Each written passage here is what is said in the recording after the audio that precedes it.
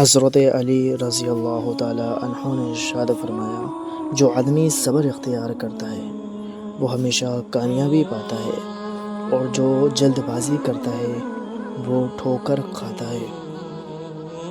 اگر تم اس وقت مسکرا سکتے ہو جب تم پوری طرح ٹوٹ چکے ہو، تو یقین جانو کہ دنیا میں تمہیں کبھی کوئی نہیں توڑ سکتا ہے۔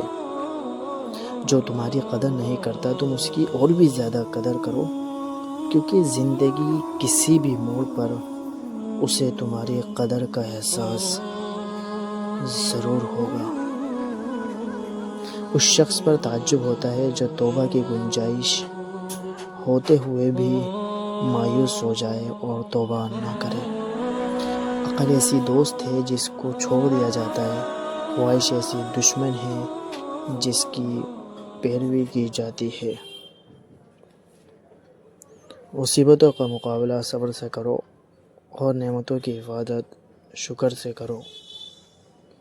حضرت علی رضی اللہ تعالیٰ نے فرمایا، اگر تم اپنی زندگی میں خوشیاں لے کر آنا چاہتے ہو تو کسی سے امید نہ لگاؤ اور نہ ہی کسی سے شکوہ کرو۔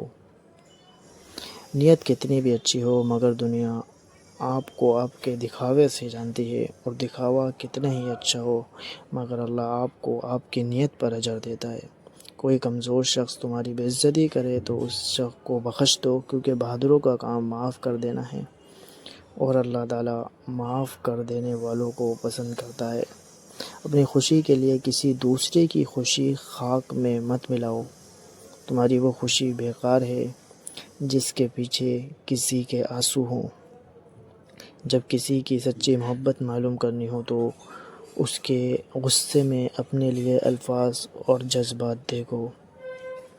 جب تم کسی شخص کو اس کی دولت کی وجہ سے عزت دینے لگو تو سمجھو کہ تم نے اپنے ایمان کو کھو دیا ہے۔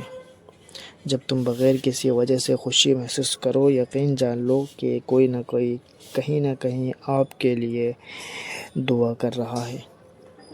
انسان اپنی دعاؤں سے ہی اپنا مقدر لکھتا ہے، اور انسان کی دعائیں ہی انسان تک وہ سب کچھ لے آتی ہیں جو اس کے نصیب میں بھی نہیں لکھا ہوتا۔